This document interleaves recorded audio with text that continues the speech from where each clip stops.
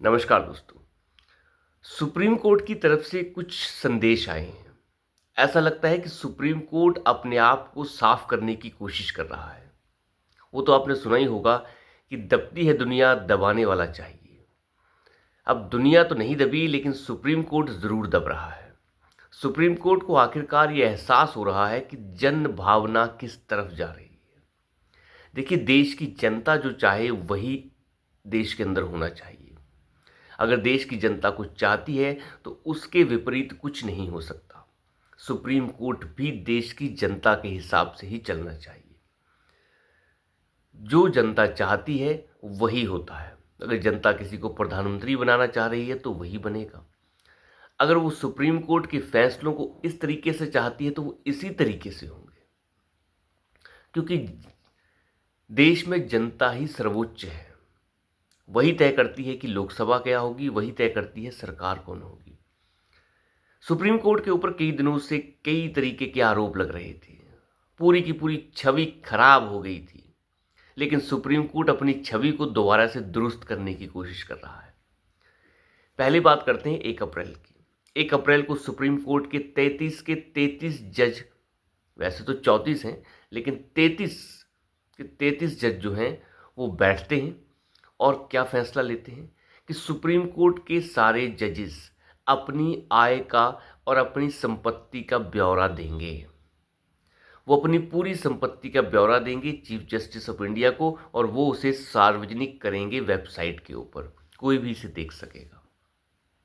आपको याद होगा, सुप्रीम कोर्ट से कई बार ये चीज़ों की गुजारिश की गई, लेकिन सुप्रीम कोर्ट ने कभी इसके ऊपर हाँ नहीं कहा।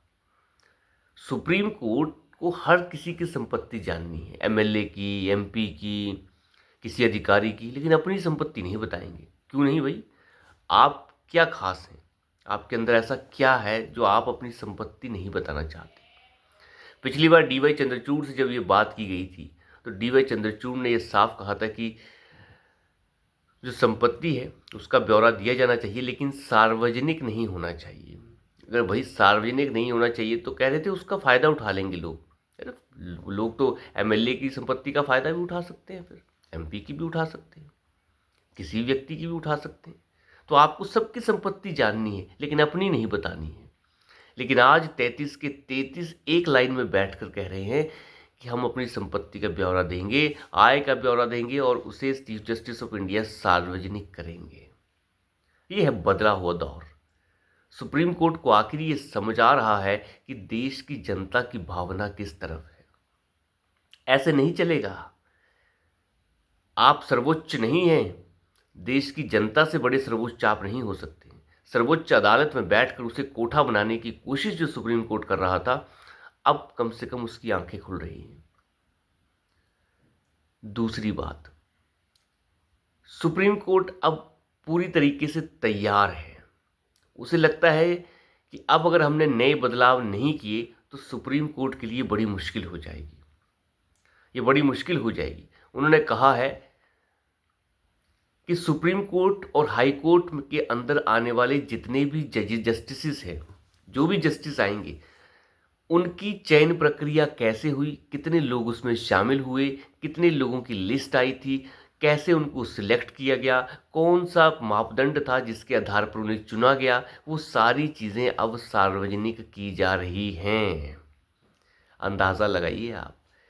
जो supreme court, NJAC, national judicial accountability, जो अपॉइंटमेंट कमीशन था, उस अपॉइंटमेंट कमीशन को कूड़े के ढेर में फेंक दिया जिसमें जजेस की अपॉइंटमेंट की एक पूरी सिस्टम बनाया गया था, उसे कूड़े में फेंक दिया।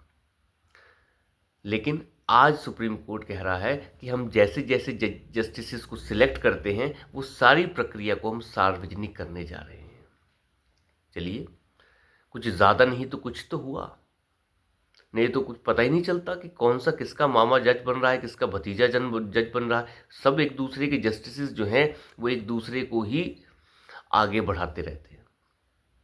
अभी जो जस्टिस आए हैं, फिलहाल चीफ जस्टिस ऑफ इंडिया है, उनके चाचा जी जस्टिस थे, डीवाई चंद्रचूड़ के पिताजी तो ये कैसे क्या हो रहा है? ये मान लिया किसी का बेटा भी जस्टिस हो सकता है, कोई दिक्कत नहीं है काबिलियत के आधार पर, लेकिन आपके तो सभी के सभी वही हैं, हर किसी का किसी न किसी के साथ संबंध है। तो इस चीज़ को अब सुप्रीम कोर्ट का कहना है कि हम बताएंगे कि हम चयन प्रक्रिया कैसे कर रहे हैं, हम सब कुछ बताएंगे। तो ये जनभावना है, जनभावना जो चाहती है वो होता है, तो सुप्रीम कोर्ट अब वो करने के लिए मजबूर है। और अब यही नहीं है, आपको याद होगा सुप्रीम कोर्ट में वक्फ अमेंडमेंट जो बिल आया था, जिसे पार्लियामेंट से पास किया गया, वक्फ संशोधन बिल, और वो वक्फ संशोधन कानून बन गया 2025, उसके खिलाफ पिटीशंस पहुंची सुप्रीम कोर्ट के अंदर। सुप्रीम कोर्ट उसी समय सुनने के लिए तैयार हो गया और अपने फैसले भी सुनाने लग गया था, लेकिन सॉलिसिटर जनरल ने अंदर जाकर ये साफ कहा सरकार की तरफ से कि अगर आपने इसके खिलाफ स्टे दिया या इसके खिलाफ कुछ भी करने की कोशिश की तो आप उसके रिपरकशंस सोच लीजिएगा। फिर आप बिना हमें सुने इस पे कोई फैसला नहीं सुना सकते। बिना सुने सुप्रीम कोर्ट फैसला सुनाने लग गया था, स्टे लगा रहा था इस पे। एक बात बताता हूं आपको, ये वक्फ संशोधन जो बिल 2025 है, इसे तो छोड़ दीजिए, वक्फ संशोधन बिल 1995 में भी आया है और 2013 में भी आया है, लेकिन कभी सुप्रीम कोर्ट ने इस पर सुनवाई नहीं की। 95 में तो नरसिम्हा राव की सरकार ने असीम पावर दे दी इस वक्फ बोर्ड को। 2013 में कट्टर कैथोलिक ईसाइन सोनिया गांधी ने और ज़्यादा पावर दे दी वक्फ बोर्ड को। उसके खिलाफ पिटीशन सुप्रीम कोर्ट में गई, सुप्रीम कोर्ट ने उसके ऊपर कभी सुनवाई नहीं की। 30 साल हो गए, आज तक सुप्रीम कोर्ट ने उसके ऊपर कोई सुनवाई नहीं की। लेकिन आज जब वक्फ बोर्ड की जड़ें काट दी गई सरकार द्वारा, तो उसकी सुनवाई करने के लिए तैयार हो गया। ये नंगई है इन लोगों की, ये इतने नंगे हैं कि ये वामपंथ के साथ मिश्रण बना के इस न्यायपालिका को सत्यानाश कर रहे हैं। लेकिन अब क्या बोला है चीफ जस्टिस ऑफ इंडिया ने कि हम इसकी सुनवाई 15 मई को करेंगे, जब मैं रिटायर हो रहा हूं तो अगले चीफ जस्टिस इसकी सुनवाई करेंगे। हम इस पर फिलहाल ना कुछ कर रहे हैं, ना रोक लगा रहे हैं, ना फलाना कर रहे हैं, ना ढमकाना कर रहे हैं, कुछ नहीं कर रहे।